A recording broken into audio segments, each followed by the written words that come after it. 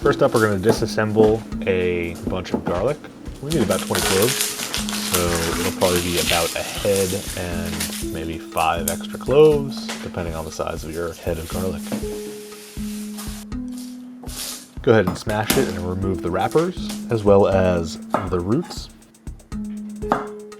Next up, get a pot going on medium heat. We're going to add in a knob of butter. In this case, I've got French butter. Traditionally, you could also use duck fat. To raise the smoke point of the butter, which is normally pretty low, let's add in a little bit of olive oil. Once that's up to temperature, we're going to add in our garlic. Toss it around a little bit, give it a good fry. Pour yourself a glass of wine, preferably French. And once the garlic started to release its flavor into that oil and butter, we're gonna start making a roux. So take a little bit of flour and little by little sprinkle it into the butter, stir it around. You don't wanna dump in a whole bunch because it'll kind of clump up. Just sprinkle it and let it absorb into that butter until you get a nice thick roux.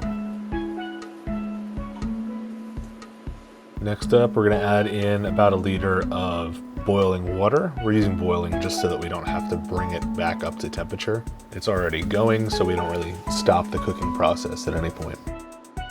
Stir everything in, and let's add a pinch of salt,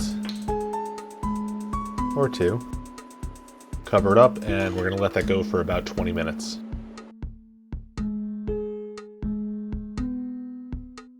Next, we're going to crack an egg into a bowl and try and separate it, but fail, only to retrieve it with our fingers, which works surprisingly well. Give both sides a good whisk, and we're going to add a little bit of red wine vinegar, about a tablespoon, into the white of the egg.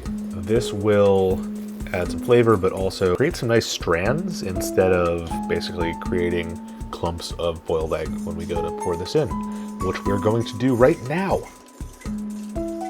Keep stirring so that the strands get nice and long and don't stick together. And next, we want to temper these yolks, so add a little bit of the hot water into the yolk and give it a good stir around. The reason you're doing this is to prevent the yolks from cooking on contact with the water and turning into hard-boiled yolks. Finally, let's make some toast. We're going to slice up some good bread with a dull knife, and then throw it on the grill pan for a few minutes until it's nice and toasted. Super simple.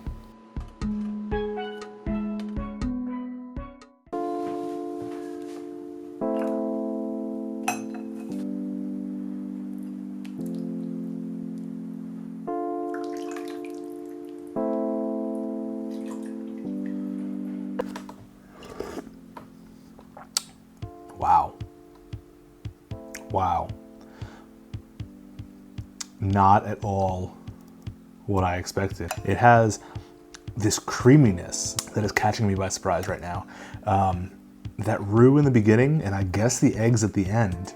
I'm not sure which one is the bigger proponent, but it is like almost like a chowder in terms of creaminess. And the flavor is, at the tail end, I was a little bit worried that the vinegar that I was adding to the egg would add too much flavor and overpower anything else, because there weren't too many ingredients in here. There was like garlic and water is basically it. But I'm getting kind of a pairing of rounded garlic flavor. I guess the butter does add a little bit of richness to the dish, and then a little bit of brightness from the vinegar.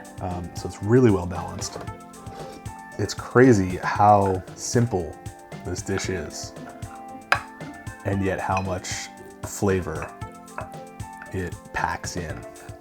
You know, like you think of this as like a poor person's dish back in the old countryside. What do we have? We have a bunch of garlic. Sorry, that's all that grew this season.